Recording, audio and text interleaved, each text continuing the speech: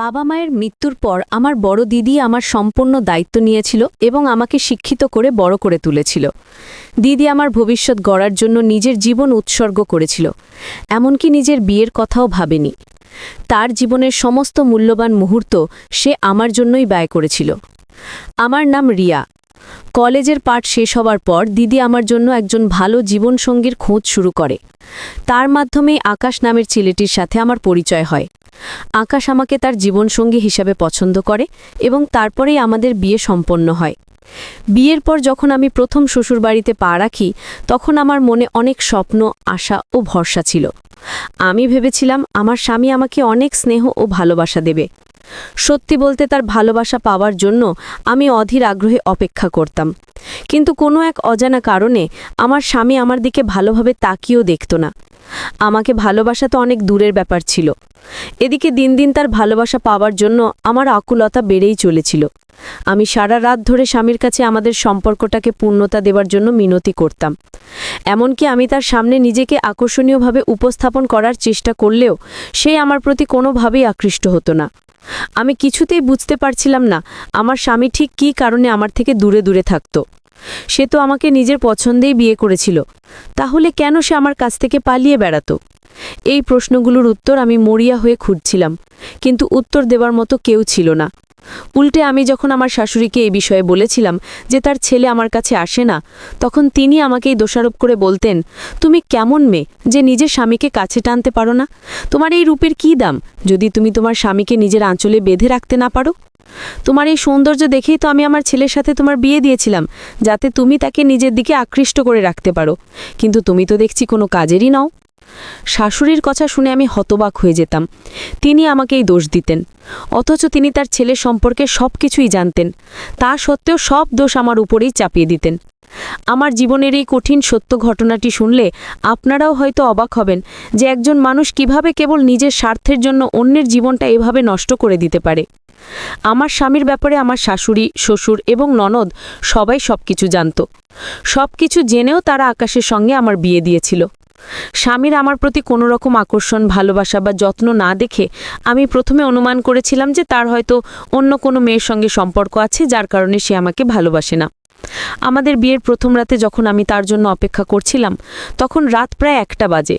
সেই সময় আকাশের বন্ধু সুমন আমার স্বামীকে ধরে ঘরের ভেতরে নিয়ে আসে এবং বিছানায় শুইয়ে দেয়।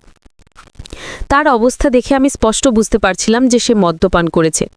আমি কিছু বলার আগেই তার প্রিয় বন্ধু সুমন বলল, বৌদি, বিয়ের জন্য তো আমি আকাশকে রাজি করিয়েছিলাম, কিন্তু এই বিশেষ রাতের জন্য আমি তাকে প্রস্তুত করতে পারলাম না। তার জন্য আমি সত্যি খুব দুঃখিত। এই কথা বলে সুমনের বন্ধু ঘর থেকে বেরিয়ে গেল। সেদিন আমার আর বুঝতে বাকি ছিল না যে আমার স্বামীর আমাকে বিয়ে করার কোনো ইচ্ছাই ছিল না। সে কেবল তার পরিবার এবং বন্ধুর চাপে পড়ে আমাকে বিয়ে করেছিল। সেদিন থেকেই আমার মনে প্রশ্ন জাগতে শুরু করে যে কী এমন কারণ ছিল যার জন্য আমার স্বামী আমাকে একটুও পছন্দ করত না। সে তো আমার সঙ্গে ঠিকভাবে কথাও বলতে চাইতো না। এই কঠিন পরিস্থিতি সম্পর্কে আমি আমার দিদিকে কিছুই বলিনি। আমি জানতাম এসব কথা শুনলে দিদি আমার জন্য অনেক দুশ্চিন্তা করবে। তাই আমি নিজেই ঠিক করেছিলাম যে আমাদের দুজনের মধ্যেকার সমস্যা আমি নিজেই সমাধান করব। এইভাবে বেশ কিছুদিন কেটে যাওয়ার পর একদিন আমি আমার স্বামীর কাছে বসে বলেছিলাম, দেখো, আমরা স্বামী স্ত্রী হবার আগে একে অপরের ভালো বন্ধু হতে পারি। তুমি আমার সঙ্গে বন্ধুর মতো মন খুলে কথা বলতে পারো। তোমার যদি কোনো সমস্যা থাকে তবে তুমি তা আমার সঙ্গে আলোচনা করতে পারো। আমার এই কথাগুলো শোনার পর সে কোনো উত্তর না দিয়ে ভীষণ রেগে ঘর থেকে বেরিয়ে যায়। এর কিছুদিন পর এক রাতে আমার স্বামী আবারও মদ্যপান করে ঘরে ফেরে। তাকে দেখে মনে হচ্ছিল সে প্রচণ্ড মানসিক যন্ত্রণার মধ্যে আছে, কিন্তু সেই কষ্টের কারণ সে আমাকে কিছুতেই বলতে রাজি ছিল না। সে আমার সঙ্গে কোনো কথা না বলে চুপচাপ শুয়ে পড়ে। কিছুক্ষণ পরেই তার ফোনটা বেজে ওঠে। আমি ফোনটা হাতে নিতেই আমার পায়ের তলার মাটি যেন সরে যায়, কারণ তার মোবাইলে মাই লাভ নামে সেভ করা একটি নম্বর থেকে ফোন এসেছিল। সেদিন আমি নিশ্চিত হয়ে গিয়েছিলাম যে আমার স্বামীর নিশ্চয়ই কোনো প্রেমিকা আছে, যার জন্য সে আমাকে অবহেলা করে। এদিকে আমার শাশুড়ি প্রায়ই আমাকে বলতেন, আমি তো ভেবেছিলাম তোমার সঙ্গে আমার ছেলের বিয়ে দিলে তার মধ্যে পরিবর্তন আসবে, সে সংসারী হবে, কিন্তু সে তো আগের থেকে বেশি উদাসীন আর মনমরা হয়ে গেছে। আমার শাশুড়ি আমাকে কোনো কিছু বলার সুযোগই দিতেন না, সবসময় আমাকেই কটু কথা শোনাতেন। যখন আমি প্রায় নিশ্চিত হয়ে যাই যে আমার স্বামীর অন্য কোথাও ভালোবাসার সম্পর্ক রয়েছে, তখনও আমি হাল ছাড়িনি। আমি আমাদের সম্পর্কটা টিকিয়ে রাখার জন্য আপ্রাণ চেষ্টা করেছিলাম। ততদিন পর্যন্ত আমি আমার দিদিকে আমার সাংসারিক জীবনের এই অশান্তির কথা কিছুই জানাইনি। আমি ভেবেছিলাম যে কোনো উপায়ে আমি আমার স্বামীকে নিজের দিকে ফিরিয়ে আনব। তাই আমি আমার স্বামীর সবচেয়ে কাছের বন্ধু সুমনের সঙ্গে গোপনে দেখা করেছিলাম। আমি জানতে চেয়েছিলাম যে আমার স্বামীর অতীতে এমন কি ঘটেছে যার জন্য সে আমার মুখ পর্যন্ত দেখতে চায় না, বা তার কার সাথে সম্পর্ক রয়েছে। তখন সুমন আমাকে বলেছিল, বৌদি, আমি এটা শতভাগ নিশ্চিত করে বলতে পারি যে আমার বন্ধু আকাশের আগে কখনো কোনো মেয়ের সঙ্গে সম্পর্ক ছিল না এবং এখনও নেই। তার জীবনে তুমিই প্রথম নারী। আমি তখন সুমনকে বললাম, যদি তাই হয় তাহলে তোমার বন্ধুর মোবাইলে মাই লাভ নামে কার নম্বর সেভ করা আছে এবং কে তাকে ওই নামে ফোন করে? এই কথা শোনা মাত্রই সুমন ভীষণ রেগে গিয়ে বলল, তুমি আমার বন্ধুকে সন্দেহ করছো, আর এজন্য তুমি তার মোবাইলও ঘেঁটে দেখেছ? এটা কি তুমি ঠিক করেছ? অন্যের মোবাইল এভাবে দেখার কি দরকার? তুমি তাকে এভাবে সন্দেহ করো? ছি, আমি এখানে এসেই অনেক বড় ভুল করেছি। এই কথা বলে সুমন আমার কোনো কথা না শুনেই রাগে গজগজ করতে করতে সেখান থেকে চলে যায়। এর কিছুদিন পর আমি যখন আবার আমার স্বামীর কাছে যাওয়ার চেষ্টা করি, তখন সে হঠাৎ কান্নায় ভেঙে পড়ে এবং আমাকে শক্ত করে জড়িয়ে ধরে। আমি সেদিনও তার মনের কথা জানার অনেক চেষ্টা করেছিলাম। আমি বুঝতে পারছিলাম না তার মনের মধ্যে এমন কী যন্ত্রণা চলছিল যার জন্য সে ভেতরে ভেতরে এতটা কষ্ট পাচ্ছিল। যদি আমার স্বামী অন্য কোনো মেয়েকে ভালোবাসত, তাহলে আমার শ্বশুর শাশুড়ি কেন সেই মেয়ের সঙ্গে তার বিয়ে দিল না? এই রকম হাজারো প্রশ্ন আমার মনে ঘুরপাক খাচ্ছিল, কিন্তু আমার স্বামী আমাকে কিছুই বলেনি। সেই দিন সে খুব মন খারাপ করে প্রথমবারের মতো আমাকে নিজের বুকে টেনে নিয়েছিল। শুধু তাই নয়, বিয়ের প্রায় 1 মাস পর আমার মনের অপূর্ণ ইচ্ছা পূরণ হয়েছিল, কারণ সেদিন রাতে আমাদের দুজনের মধ্যকার সমস্ত দূরত্ব শেষ হয়ে গিয়েছিল।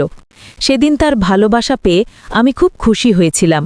আমি ভেবেছিলাম হয়তো এবার আমাদের মধ্যে সবকিছু ঠিক হয়ে যাবে, কিন্তু আমার ধারণা সম্পূর্ণ ভুল ছিল। করবা চৌথের দিন যখন আমি আমার স্বামীর দীর্ঘায়ু কামনা করে উপোস রেখেছিলাম, সেদিন আমার জীবনের সবচেয়ে বড় সত্যটি আমার সামনে আসে। আমার পায়ের তলার মাটি যেন সরে গিয়েছিল, আমার মাথায় যেন আকাশ ভেঙে পড়েছিল। আমি স্বপ্নেও কল্পনা করতে পারিনি যে আমার শ্বশুরবাড়ির লোকেরা আমার সঙ্গে এত বড় প্রতারণা করতে পারে। আমার স্বামী তো সারাদিন তার বন্ধু সুমনের সঙ্গেই ঘুরে বেড়াত। সে বাড়িতে থাকলে মন মরা হয়ে থাকত, কিন্তু সুমনকে দেখলেই তার মুখে হাসি ফুটে উঠত। সেদিন পুজোর সময় যখন আমরা সবাই ছাদে গিয়েছিলাম চাঁদ দেখে উপোস ভাঙার জন্য, তখন সুমনের বন্ধুও সেখানে উপস্থিত ছিল। আমার শাশুড়ি আর আমি যখন চাঁদের দিকে তাকিয়ে তারপর স্বামীর দিকে তাকালাম, সেই দৃশ্য দেখে আমার হাত থেকে পুজোর থালাটো পড়ে গেল। আমি কিছুক্ষণের জন্য বাকরুদ্ধ হয়ে গিয়েছিলাম।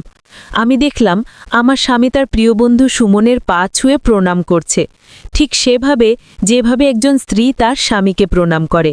তারপর আমার স্বামী সুমনের হাতটা শক্ত করে ধরে বলল, অনেক হয়েছে, আর নয়। আজ আমি আমার ভালোবাসাকে সবার সামনে স্বীকার করছি।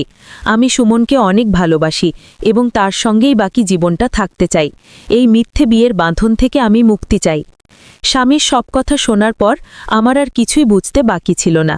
আমার স্বামী একজন সমকামী পুরুষ ছিল, যে নিজের লিঙ্গের মানুষের প্রতি আকৃষ্ট হতো। যেসব পুরুষ বা নারী নিজেদের লিঙ্গের মানুষের প্রতি আকর্ষণ বোধ করে তাদের সমকামী বলা হয়। স্বামীর কথা শোনার পর আমি বুঝতে পারলাম যে আমার শ্বশুরবাড়ির লোকেরা সব কিছু জেনে বুঝেই একজন সমকামী ছেলের সঙ্গে আমার বিয়ে দিয়েছে, শুধুমাত্র নিজেদের সম্মান বাঁচানোর জন্য এবং সমাজের চোখে ধুলো দেওয়ার জন্য তারা আমার জীবনটা নষ্ট করে দিয়েছে। আসলে আমার শ্বশুরবাড়ির প্রতিবেশীরা অনেকেই জেনে গিয়েছিল যে আমার স্বামী একজন সমকামী। এই কথা চাপা দেওয়ার জন্যই আমার শাশুড়ি জোর করে আমার সঙ্গে তার ছেলের বিয়ে দিয়েছিলেন। আমার স্বামীর বিন্দু পরিমাণ ইচ্ছা না থাকা সত্ত্বেও সে শুধুমাত্র তার মায়ের চাপে পড়ে আমাকে বিয়ে করতে বাধ্য হয়েছিল। সবকিছু জানার পর আমি আমার শাশুড়িকে বললাম, আপনি কিভাবে সবকিছু জেনেও আমার জীবনটা এভাবে নষ্ট করতে পারলেন? আমার জীবনটা বরবাদ করার অধিকার আপনাদের কে দিয়েছে? কিন্তু আমার শাশুড়ি তখনও আমাকেই অনবরত দোষারোপ করে যাচ্ছিলেন। তিনি সেই একই কথা বলে যাচ্ছিলেন যে তুমি কেমন নারী যে নিজের রূপ যৌবন দিয়েও স্বামীকে ধরে রাখতে পারলে না, তোমার তো কোনো যোগ্যতাই ছিল না আমাদের বাড়ির বউ হওয়ার। সেদিন আমি সিদ্ধান্ত নিয়েছিলাম যে আমি আমার শ্বশুরবাড়ির লোকেদের এই নোংরা সত্যিটা সবার সামনে আনব। তাই আমি শাশুড়িকে বলেছিলাম, দোষ আপনাদের, আর তার শাস্তি আমাকে ভোগ করতে হয়েছে, অনেক হয়েছে। আপনারা আমার সঙ্গে অনেক অন্যায় করেছেন, আপনার ছেলে আমাকে ব্যবহার করেছে, এবার আমি এই অন্যায়ের বিরুদ্ধে রুখে দাঁড়াবো। এই কথাগুলো বলতে বলতে আমি হঠাৎ মাথা ঘুরে পড়ে যাই। যখন আমার জ্ঞান ফেরে তখন আমি জানতে পারি যে আমি গর্ভবতী। আমি স্বপ্নেও ভাবতে পারিনি যে আমার এমন একজন পুরুষের সঙ্গে বিয়ে হবে যে নিজে একজন পুরুষ হয়ে অন্য পুরুষের প্রতি আকৃষ্ট। এটা মেনে নেওয়া একজন স্ত্রীর পক্ষে কখনোই সম্ভব নয়, এবং আমার পক্ষেও এটা মেনে নেওয়া সম্ভব হচ্ছিল না। তাই আমি তাদের সত্যিটা সবার সামনে তুলে ধরার সিদ্ধান্ত নিয়েছিলাম। কিন্তু আমার প্রতিবাদ দেখে আমার শ্বশুরবাড়ির লোকেরা সবাই মিলে আমার উপর আরও বেশি অত্যাচার শুরু করে দেয়। আমার স্বামী তখন আমার হাত ধরে টেনে নিয়ে একটা ঘরের মধ্যে আমাকে বন্দি করে ফেলে এবং বলে, তুই এই ঘরের মধ্যেই বন্দি থাকবি যতক্ষণ না এই বাচ্চাটার জন্ম হচ্ছে। বাচ্চাটা জন্মানোর পর তোকে আমি শেষ করে ফেলব এবং আমি সুমনের সঙ্গে আমার জীবনটা নতুন করে শুরু করব।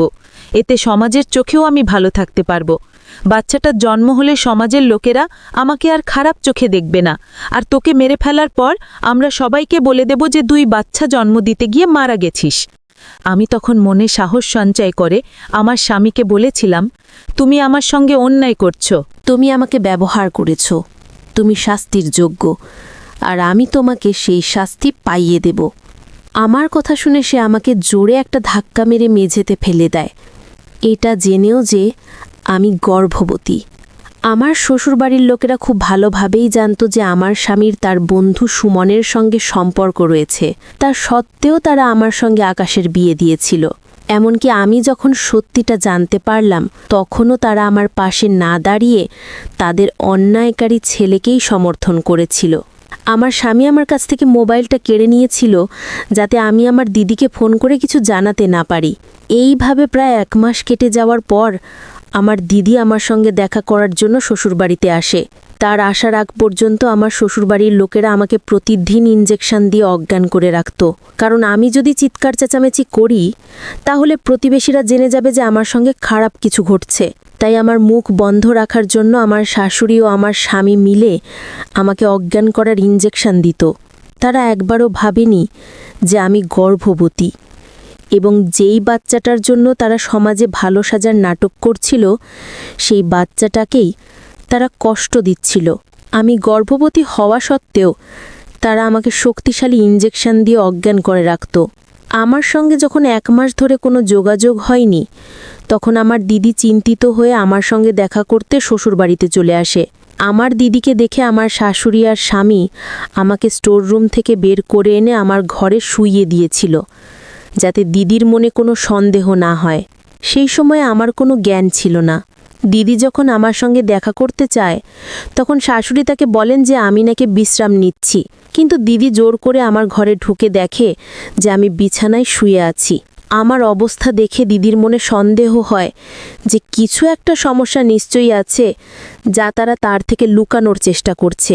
দিদি আমার সঙ্গে কথা বলার অনেক চেষ্টা করে, কিন্তু আমার শারীরিক অবস্থা এতটাই খারাপ ছিল যে আমি চোখ খুলে ঠিকভাবে তাকাতেও পারছিলাম না। আমি অনেক চেষ্টা করেও নিজেকে স্বাভাবিক রাখতে পারছিলাম না। দিদি অনেকবার আমাকে ডাকার পরেও আমি কোনো সাড়া দিতে পারিনি, কারণ তারা আমার শরীরটাকে পুরোপুরি দুর্বল করে দিয়েছিল। সেদিন আমার দিদি আমাকে ওই অবস্থায় দেখে বাড়ি ফিরে যায়।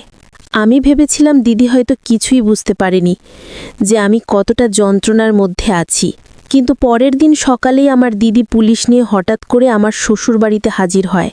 আমাকে দেখার পরেই দিদির মনে সন্দেহ হয়েছিল যে আমার শ্বশুরবাড়িতে নিশ্চয়ই কোনো বড় সমস্যা চলছে যা তারা লুকাতে চাইছে। পুলিশ এসে পুরো বাড়ি তল্লাশি করার পর আমাকে স্টোর রুমে অজ্ঞান অবস্থায় পড়ে থাকতে দেখে। দিদি আমাকে ওই অবস্থায় দেখে দ্রুত হাসপাতালে নিয়ে যায়। হাসপাতালে 2 দিন চিকিৎসার পর আমি ধীরে ধীরে সুস্থ হয়ে উঠি। আমি তখন দিদিকে জড়িয়ে ধরে আমার সঙ্গে ঘটে যাওয়ার সমস্ত অন্যায়ের কথা খুলে বলি। কিভাবে আমার শ্বশুরবাড়ির লোকেরা আমাকে বন্দি করে রেখেছিল, আমি পুলিশের কাছে আমার শ্বশুরবাড়ির লোকেদের বিরুদ্ধে জবানবন্দি দিই। তাদের বিরুদ্ধে প্রমাণ পাওয়ার পর পুলিশ আমার শ্বশুর, শাশুড়ি, ননদ এবং স্বামীকে গ্রেপ্তার করে নিয়ে যায়। তারপর আমি দিদির সঙ্গে আমাদের বাড়ি ফিরে যাই।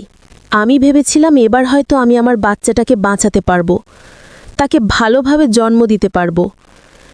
কিন্তু আমার সেই আশা পূরণ হয়নি। আমার বাচ্চাটি মৃত অবস্থায় জন্মগ্রহণ করে। আমার শ্বশুরবাড়ির লোকেরা আমাকে যে প্রত্যেক দিন চেতনানাশক ইঞ্জেকশন দিত, তার ফলেই আমার গর্ভের সন্তানটি মারা গিয়েছিল। এই ঘটনার পর আমি মানসিকভাবে সম্পূর্ণ ভেঙে পড়েছিলাম। এই গভীর কষ্ট থেকে বেরিয়ে আসতে আমার অনেক সময় লেগেছে। এখন আমি আমার দিদির সঙ্গেই থাকি এবং সিদ্ধান্ত নিয়েছি যে আর কখনো বিয়ে করব না। একবার বিয়ে করে আমি প্রতারিত হয়েছি, দ্বিতীয়বার আর এই ভুল করতে চাই না। আমার দিদি তো আমার জন্য ভালো পরিবার এবং ভালো পাত্রপাত্রী দেখেই বিয়ে দিয়েছিল, কিন্তু আমরা কেউ ঘুণাক্ষরেও টের পাইনি যে সেই মানুষগুলোর ভেতরটা এতটা অন্ধকার এবং তারা এতটা নির্দয়, নিষ্ঠুর ও কঠোর মনের হতে পারে। সমকামী হওয়া কোনো অপরাধ নয়, কারণ আমরা সবাই সৃষ্টিকর্তার সৃষ্টি।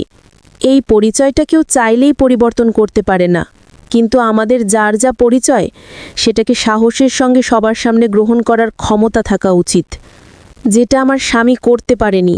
উল্টে সে নিজের সত্যিটা সমাজের কাছ থেকে লুকানোর জন্য আমার জীবনটাকেই শেষ করে দিতে চেয়েছিল এবং আমার উপরেই অকথ্য অত্যাচার করেছিল।